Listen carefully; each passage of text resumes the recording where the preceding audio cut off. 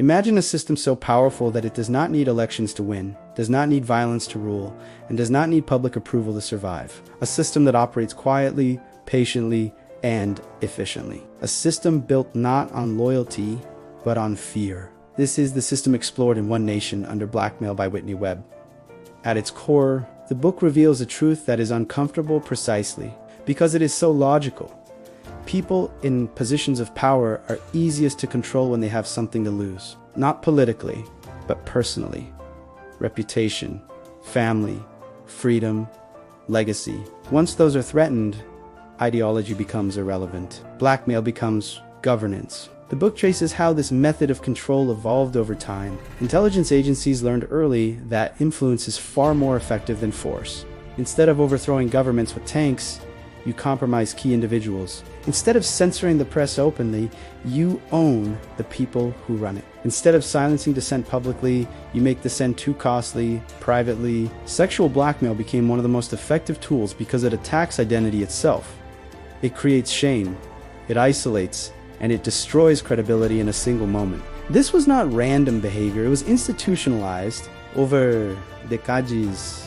Intelligence-linked networks worked closely with organized crime figures who already specialized in vice operations, prostitution, trafficking, gambling, and money laundering. These worlds merged. Crime provided access. Intelligence provided protection. Finance provided invisibility. This is where the modern financial system becomes essential to the story. Whitney Webb explains that offshore banking and financial secrecy were not created merely for tax efficiency. They were designed to hide ownership, obscure transactions, and protect criminal political alliances. Shell companies, trusts, and layered accounts allow money to move without identity. Without identity, there is no accountability. This same infrastructure that hides wealth also hides crimes. Jeffrey Epstein existed within this ecosystem. He did not invent it.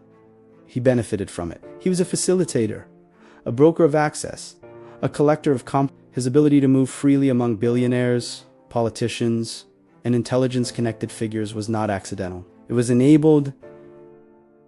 Epstein's wealth itself was suspicious. His clients were opaque. His financial operations were shielded, but more important than his money was his role. He created environments where powerful people believed they were safe. Surveillance was constant, documentation was meticulous, silence was enforced. Once compromised, individuals were no longer independent.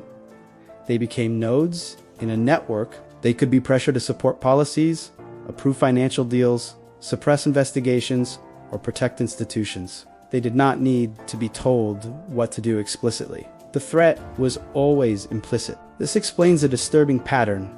Repeated scandals with no consequences. Why do certain cases collapse? Why do investigations stall? Why do prosecutors hesitate? Because justice is selective in a compromised system. Whitney Webb emphasizes that Epstein's case is not unique. It is simply the most visible. Similar operations existed long before him and continue after him. The names change. The methods remain. One of the most chilling arguments in the book is that many so-called failures of the justice system are actually successes. The system is not broken. It is functioning exactly as designed to protect power, not challenge it. Philanthropy plays a key role in this illusion. Foundations, charities, and nonprofit organizations provide moral cover. They create public images of generosity and progress while shielding financial flows and relationships from scrutiny. Respectability becomes armor. Media institutions, too, are implicated, not through direct control, but through ownership, advertising, pressure, and access journalism.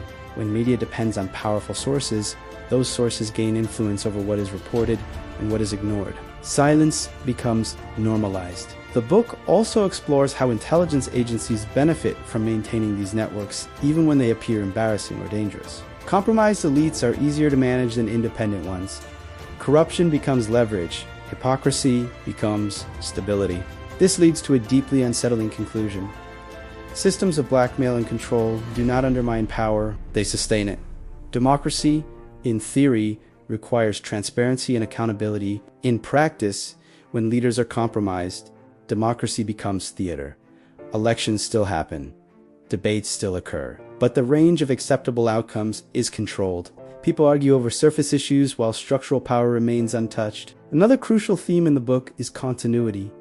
Administrations change, parties alternate, but networks persist. This is why policies remain consistent, even when rhetoric changes. This is why certain alliances are never questioned. This is why financial institutions repeatedly escape punishment, because the same leverage remains in place. Epstein's arrest briefly threatened this stability, not because of what he had done that was already known in elite circles, but because of what could be revealed if the network unraveled. His death, regardless of the circumstances, served one purpose: containment. The scandal ended. The system survived. What makes One Nation Under Blackmail different from sensational accounts is its refusal to simplify. It does not present villains and heroes. It presents structures, incentives, patterns. It shows how good intentions are corrupted, how institutions drift, and how power concentrates quietly. It challenges the comforting belief that exposure automatically leads to reform. In reality, exposure without accountability often leads to distraction. Outrage replaces action. The book ultimately asks the reader to reconsider what freedom means. Can a society be free if its leaders are not? Can truth matter if those who know it cannot speak? Can democracy function if decisions are shaped by secrets rather than consent? These are not abstract questions. They shape laws, wars, economies, and lives.